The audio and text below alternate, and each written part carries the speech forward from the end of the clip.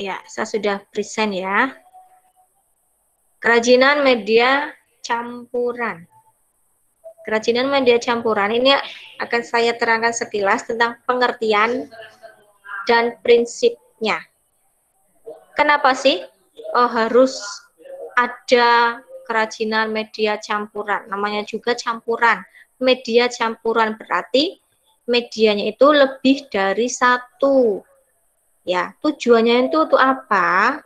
Ada 4 alasan kenapa harus dilakukan media berbasis campuran oleh pengrajin. Yang pertama itu adalah adanya kekurangan bahan baku.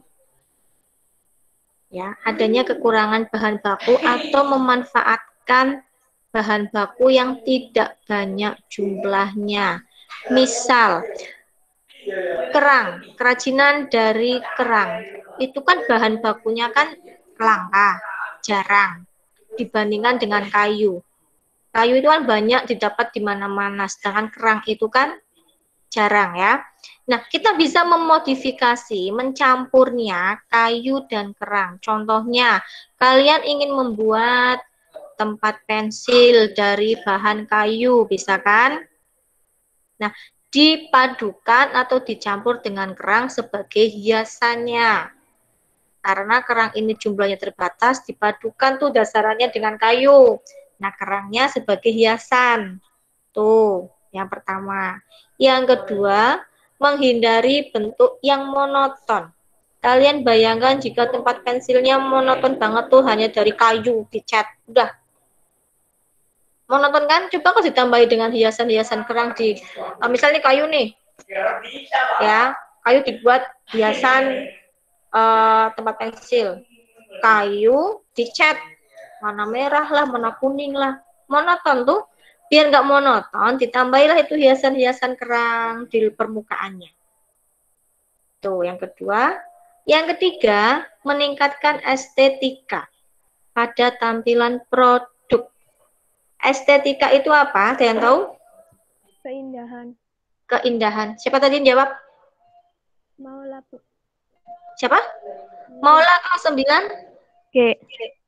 G ya? Mm. Maula kelas 9G. Betul. Estetika itu artinya adalah keindahan. Meningkatkan estetika atau keindahan pada tampilan produk. Seperti yang sudah saya bilang, kalau tadi hanya kayu dicat, satunya kayu ditempeli dengan kerang sebagai hiasannya, akan lebih estetik yang mana kira-kira? Apa? Estetik yang kayu biasa atau kayu yang ditempeli kerang? Yang ditempeli kerang. Iya, akan lebih terlihat indah ketika itu ditambahi dengan hiasan kerang. Dan yang keempat, lebih terlihat modern karena disukai oleh semua kalangan. Ya, akan lebih indah, iya, akan lebih terlihat modern, iya. Itulah alasan kenapa pengrajin itu menggunakan media campuran sebagai bahan kerajinannya. Ada 4, diingat alasannya. Pengertiannya, apa itu media campuran? Kerajinan berbasis media campuran itu kerajinan yang menggunakan bahan utama tertentu yang dipadukan. Nah, yang perlu kalian garis bawahi adalah yang dipadukan dengan bahan tambahan. Seperti tadi, bahan utamanya kayu. Kita membuat tempat pensil dari kayu, itu bahan utamanya. Nah, kemudian dipadukan dengan kerang agar lebih menarik, namun tetap fungsional sesuai fungsi aslinya. Walaupun kita menambahkan produk kerang di dalam kayu itu, kan tidak merubah fungsinya sebagai tempat pensil kan, tetap itu fungsinya sebagai tempat pensil, hanya ditambah dengan hiasan kerang. Nggak mungkin dong saya membuat tempat pensil, gara-gara saya tambah kerang, terus berubah jadi piring itu, nggak kan? Jadi fungsi aslinya tetap sebagai tempat pensil, hanya ditambah dengan kerang sebagai penambah estetika atau keindahan. Terus selanjutnya, prinsip kerajinan. Kalau tadi adalah alasan kenapa adanya kerajinan media campuran, sekarang adalah prinsip kerajinan media campuran. Ada 5 prinsip. Yang pertama adalah penggabungan. Penggabungan dari berbagai bahan yang dimiliki. Ya. Tetapi bahan dari hasil penggabungan itu tidak memiliki reaksi kimia. Kayu dicampur dengan kerang, tidak ada reaksi kimia apapun, itu berarti bisa digabungkan. Terus bahan yang digunakan terdiri dari berbagai jenis, namanya juga campuran. Berarti bahan yang digunakan harus lebih dari 1 atau 2. Yang ketiga, bahannya homogen dan heterogen. Yang keempat, masing-masing dari bahan yang dipadukan itu mempunyai karakteristik tersendiri yang saling mendukung sehingga terwujudnya keindahan atau estetika. Jadi kayu itu sudah mempunyai karakteristik tersendiri. Ketika digabungkan dengan kerang, kerang juga sudah mempunyai ciri-ciri tersendiri. Ketika dua bahan itu digabungkan, akan menambah keindahan. Itu prinsip yang keempat. Prinsip yang kelima, menggabungkan bahan yang dilakukan itu harus dapat menyatu dengan bahan lainnya sehingga terjadi harmonisasi. Jadi penggabungan dua bahan kerajinan itu harus bisa menyatu. Makanya terjadinya harmonisasi. Next. Cara menghasilkan produk kerajinan media campuran yang unik. Ada 2 cara. Seperti kemarin yang sudah buat tugas kalian ya, saya menanyakan apa itu pengertian deformasi. Tuh. Ada 2 cara. Yang pertama adalah stilasi, yang kedua adalah deformasi. Kita bahas satu-satu. Stilasi. Apa itu stilasi? Stilasi adalah menyederhanakan bentuk dengan cara, nah, jadi bentuk dari kerajinan itu disederhanakan. Dengan cara bagaimana? Mengurangi atau menambah. Tujuannya apa prinsipnya? Yang pertama agar ada pesan eksplisit. Yang kedua, agar mempunyai pesan implisit. Ya, yang ketiga, bahan yang tersedia sejak awal dapat menjadi modal perancangan produk kerajinan. Yang keempat, produk kerajinan itu sebagai materi asal untuk dilakukan penyederhanaan bentuk. Dan yang terakhir, untuk penghematan bahan. Itulah kenapa kita perlu menyederhanakan bentuk dengan cara mengurangi atau menambah bentuk kerajinan. Itu namanya adalah stilasi. Sedangkan deformasi, kalau deformasi itu adalah merubah, ya jangan kebalik, merubah bentuk kerajinan secara permanen. Nah, di sini keterangannya, kemarin kan sudah buat pertanyaan tuh, saya tanya deformasi itu apa, tapi masih ada beberapa yang menjawab hanya perubahan bentuk. Itu nilainya kurang. Kalian tidak dapat nilai sempurna 100. Karena di sini kata kuncinya itu apa? Deformasi diartikan sebagai perubahan bentuk yang terjadi secara permanen. Yang namanya permanen itu ya sudah selamanya.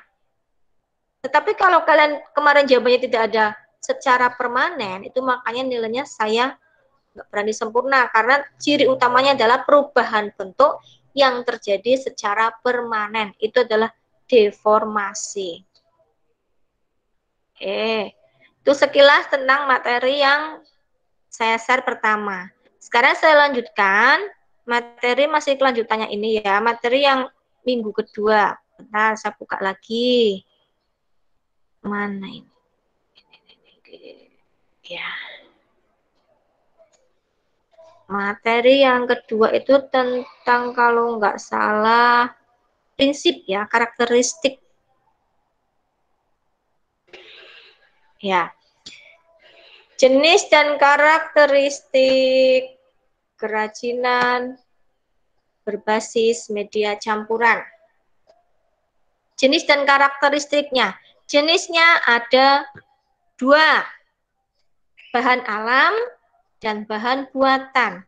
Yang namanya bahan alam itu pasti sudah ada di alam, berasal dari hewan dan tumbuhan. Yang akan kita bahas yang pertama adalah bahan alam. Ada batu, kayu, logam, keramik, kulit, dan serat. Kita akan bahas satu-satu. Yang pertama dulu, yaitu bahan batu. Kalau kalian melihat batu, itu berarti di dalam pikiran kalian, ciri-ciri atau karakteristik batu itu apa? Keras. Keras. Terus? Kuat. Kuat. Keras dan kuat. Solid ya, sama saja dengan kuat, solid. Nah, terus selain itu juga dulu nih sempat viral tuh, booming tuh batu akik tuh, warna apa, mempunyai harga jual yang sangat tinggi. Kira-kira kenapa sih batu akik itu mempunyai harga jual yang sangat tinggi? Bisa harganya itu bisa mengalahkan permata itu. Kenapa kira-kira? Warnanya. Coraknya beragam. Betul. Warnanya yang sangat indah itu salah satu karakteristik dari batu ya. Yang pertama keras, kuat, solid, dan warnanya memiliki berbagai warna yang sangat indah. Tuh, contoh dari batu yaitu tadi batu permata, batu akik ya. Tuh, kalau mutiara itu termasuk batu bukan? Bukan. Bukan. Kok bisa bukan? Karena dari kerang. Betul sekali, seperti apa tadi? Mau lah, Bu. Ulang lagi, yang lainnya mana ini? Yang lainnya lagi masak ya? Lagi goreng tempe. Oke, Maula betul sekali jawabannya, karena mutiara itu, kenapa bukan batu? Karena mutiara itu hasil dari kerang. Makanya tidak bisa digolongkan batu. Walaupun bentuknya kayak batu ya, bulat ya, gitu. Oke, ini contoh nih. Ada contoh kerajinan campuran batu dan kayu. Ada media campuran lagi, batu dan logam dijadikan bros. Ini logamnya sebagai hiasan bunganya, ya, dan batunya ini sebagai manik-maniknya. Terus, selain batu itu ada logam. Karakteristik logam itu yang pertama adalah elegan. Yang kedua meningkatkan prestis. Prestis itu apa ya? Prestis itu kayak gini loh, logam itu kan, emas kan masuk logam ya. Kalau kalian lihat, wah tuh orang pakai perhiasan emas banyak banget, itu kesannya gimana? Mewah kan? Nah itu prestis namanya. Terus harganya yang terjangkau. Kalau logamnya ini dibuat seperti apa ini? Nah kalian bisa lihat itu gamelan yang ada di depan kelas 9 GH itu terbuat dari logam. Logam apa itu kira-kira? Jenis logamnya apa? Tembaga. Tembaga. Betul, tembaga. Siapa yang menjawab tadi? Ade, Mem. Ade. Ade Diana. Itu ada yang laki-laki kayaknya suaranya. Ade Diana ya. Walaupun itu warnanya kuning, itu bukan emas itu. Entah dikiranya itu terbuat dari emas, Mem, itu gamelannya. Waduh. Cuma titilingo Mas ya. Kayak sekali kita berarti kalau itu gamelannya terbuat dari emas. Apa namanya, gamelan itu terbuat dari tembaga. Nah, ini ada piala. Contohnya ada piala. Ini terbuat dari Perunggu. Perunggu, betul sekali. Terkecuali yang itu, makanya kenapa di Olimpiade itu kan ada, kalau yang juara itu ada juara 1, 2, 3. Yang pertama itu pasti mendapatkannya apa? Emas. Ya. Yang kedua mendapatkannya perak. Yang ketiga itu adalah perunggu. Nah, yang sering digunakan untuk hiasan ini adalah perunggu. Ini ada dibuat sebagai apa ini? Gelas. Terus miniatur mobil-mobilan. Terus ada lampu kristal, tempat lampu kristal. Ya, kalau logam emas itu jelas dibuatnya apa? Dibuat perhiasan. Bahkan kalau artis-artis itu dibuat apa? Gigi. Ya, giginya itu terbuat dari emas. Warnanya kuning. Terus saking luwe-luwe duit kue, emasnya digawe nggo untu. Oke, saya lanjutkan lagi.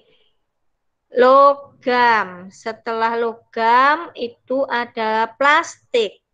Sampah yang sering kalian temui itu adalah plastik. Karakteristik dari plastik itu apa? Ciri-cirinya plastik. Ayo. Ada yang tahu? Karakteristik dari plastik. Siapa mau coba jawab? Gampang sekali sih plastik, karakteristik ciri-cirinya. Banyak malah. Elastis, lentur, tahan benturan, agak buram dan transparan. Iya, yang pertama itu mudah dibentuk tentu saja. Tadi siapa yang menjawab? Ayuni. Siapa? Ayuni. Ayuni 9? H. 9H. Yang pertama adalah mudah dibentuk, transparan, beraneka warna, ya. Contohnya, botol, ya, botol plastik. Ini bisa dibuat kerajinan, banyak banget kerajinan yang bisa dibuat dari botol plastik. Seperti yang terlihat di dalam gambar, ini ada kap lampu. Nah, dibuat seperti ini. Ini dari botol plastik ini. Terus, selain itu bisa dibuat juga vas bunga. Ya, dibuat vas bunga. Ini terbuat dari gelas mineral, air minum mineral. Ditumpuk-tumpuk itu, terus ini ditutupi dengan benang jagung warna putih. Setelah itu dikasih media campuran hiasan dari flanel. Teman ada meninggal orang. Ya, kalian nggak akan pernah tahu kan kalau ini dari gelas plastik. Nah, ini fungsi dari gelas plastik. Nah, kalau ini yang dua ini dari sedotan. Sedotan bisa dibuat sebagai tempat pensil dan bunga. Nah, karena sedotan itu kan mempunyai sifat yang warnanya itu bagus ini sedotan ini. Nah, media campuran dari sedotan ini adalah sedotan dan apa ini? Botol ini. Botol plastik ini. Ya. Nih. Kayu. Media campuran selanjutnya adalah kayu. Kayu mempunyai karakteristik apa? Ada yang tahu? Ada yang tahu nggak kayu mempunyai karakteristik apa? Karakteristik kayu itu bagaimana? Kuat tap air, Mam. Siapa ini? Kuat. Namanya siapa?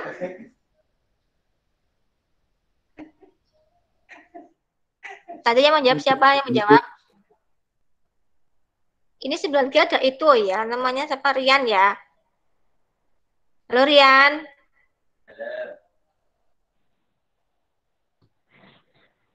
Kan Rian?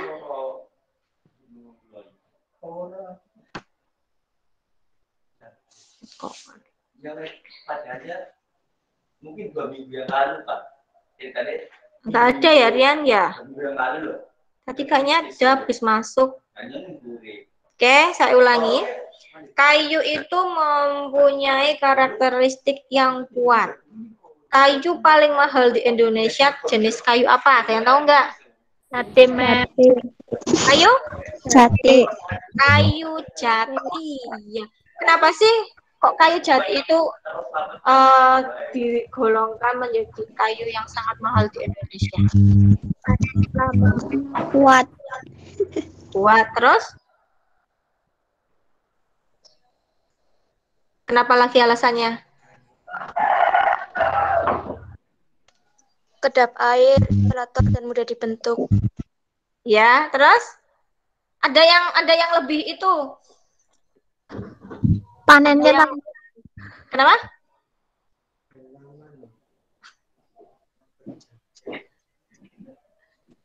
Apa?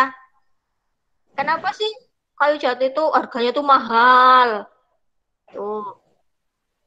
Sering dibuat sebagai perabotan. Jadi orang itu ya kalau rumahnya itu perabotan terbuat dari kayu jati, itu tergolongnya orang kaya itu. Nah, kenapa sih kok ada pemikiran seperti itu? Kenapa?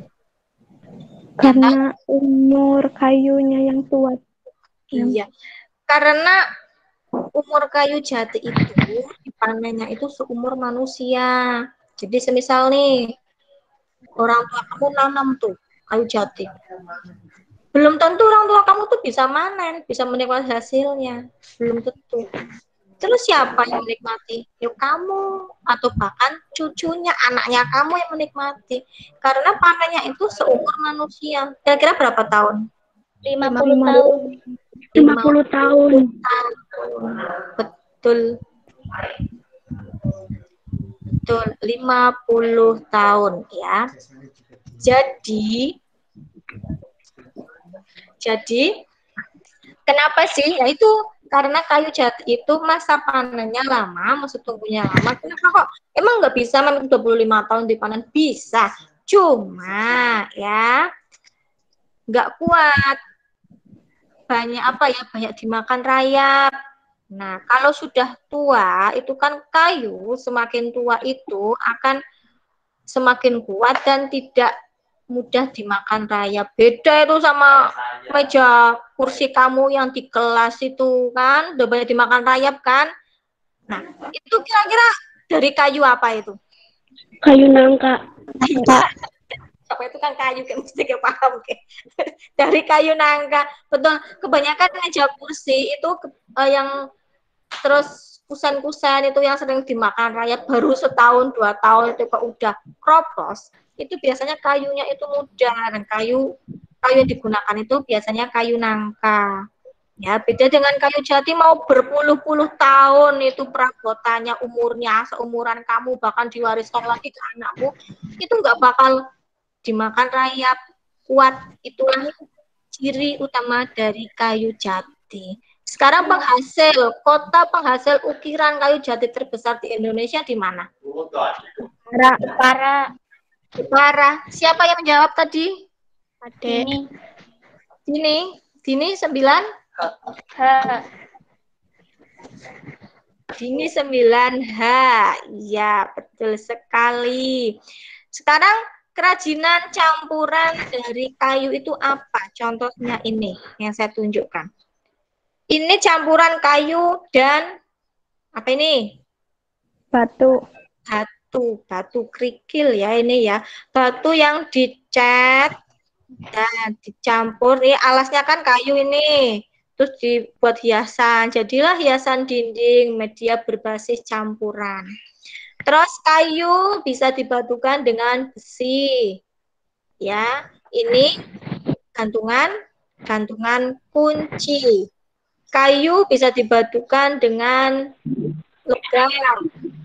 Menjadilah kap lampu.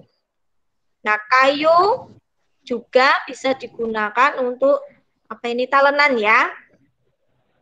Talenan kalau kalian masak itu pakainya kayu, itunya telenannya, jangan nganggo tangan. Terus selanjutnya adalah keramik. Yang terakhir adalah keramik. Negara penghasil keramik terbesar itu di mana? Cina. Cina. Iya. Jadi Cina itu bukan hanya penghasil corona terbesar, tapi juga penghasil keramik terbesar. Saya mau tanya, keramik itu terbuat dari apa? Tanah liat. Tadi yang menjawab siapa? Tanah liat, Mem. Iya, siapa ini? Sylvia. Sylvia kelas 9 apa? 9E, Mam. 9E. Keramik itu terbuat dari tanah liat. Kerajinan apa saja yang terbuat dari tanah liat selain keramik? Batu bata, terus Genteng. genteng. Terus apa lagi? Guci.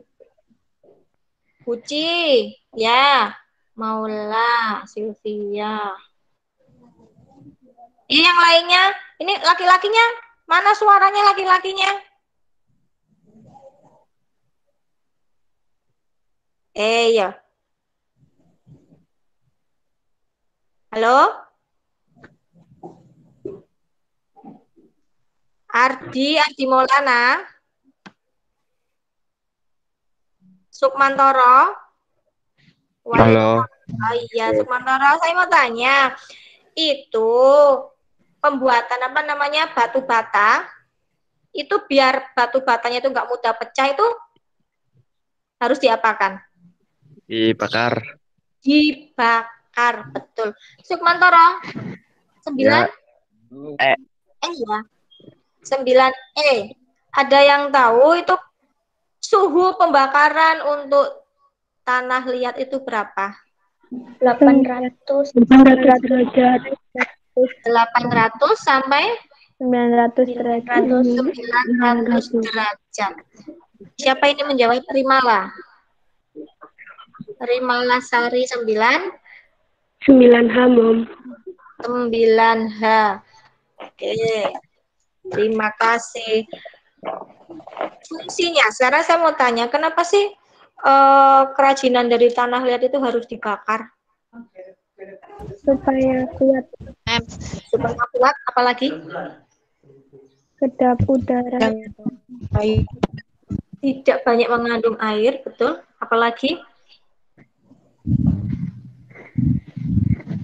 Apalagi? Kira-kira yang paling utama nih. Guci kan dari tanah liat. Kenapa kok harus dibakar? Kenapa? Untuk melelehkan bahan Ayuni Lestari? dalam. Ya, kenapa? Untuk melelehkan bahan glasir sehingga melekat kuat pada badan tanah liat. Iya. Dengan kata lain, tidak mudah retak. Ya, tidak mudah retak. Itu guci kan dari tanah liat tuh. Kalau nggak dibakar, kena guncangan sedikit, nanti akan mudah retak dan pecah. Itu fungsinya salah satu pembakaran itu seperti itu. Batu bata. Itu kalau nggak dibakar, kena hujan, ya meleleh lagi. Ya, hancur lagi. Makanya kenapa harus dibakar. Oke, 1 menit lagi. Media campuran dari keramik. Kalian bisa lihat di sini. Guci dicampur dengan pecahan keramik. Intinya guci nih, guci biasa polos coklat. Akan berubah menjadi sangat indah, mempunyai nilai estetika yang lebih ketika guci itu ditempelin dengan keramik. Ini pecahan keramik tempel-tempel ini. Ya, saya gedekan nih gambarnya. Nih. Ini tuh pecahan keramik yang ditempel-tempel ini. Nah, coba kalian bayangkan ini hanya polosan warnanya coklat tanpa hiasan seperti ini. Kurang bagus kan? Tetapi ketika guci ini ya dicampur, dikasih hiasan, tempelan pecahan keramik, keramik yang pecah itu ditempel seperti ini, akan menambah nilai jual dan tentu saja menambah estetika keindahannya. Akan tanpa merubah ya, tadi seperti prinsip media campuran, tanpa merubah nilai fungsinya, tetapi bisa menambah nilai estetikanya. Ini keramik yang terakhir. Jadi saya sudah nge-share materi terbaru yaitu produk dan tugas. Ya, jangan lupa dikerjakan tugasnya. Minggu depan mungkin saya ulangan ya, kalian persiapkan ya materi yang sudah saya share, silakan ditulis di buku. Saya akan mengambilkan soal dari materi-materi yang sudah ada. Ada pertanyaan? Tidak ada, Mem. Tidak ada. Stop dulu. Stop sharing. Terima kasih. Kalau tidak ada, karena sudah 1 jam, ya. Terima kasih. Kalian jangan lupa di sini buka classroom-nya dan dikerjakan tugasnya. Sudah saya share itu tugas dan materinya. Saya tunggu yang tidak pernah mengerjakan tugas, tolong dikerjakan ya. Itu buat nilai kalian. Oke. Wassalamualaikum warahmatullahi wabarakatuh. Waalaikumsalam warahmatullahi wabarakatuh. Silakan boleh leave room, keluar ruangan.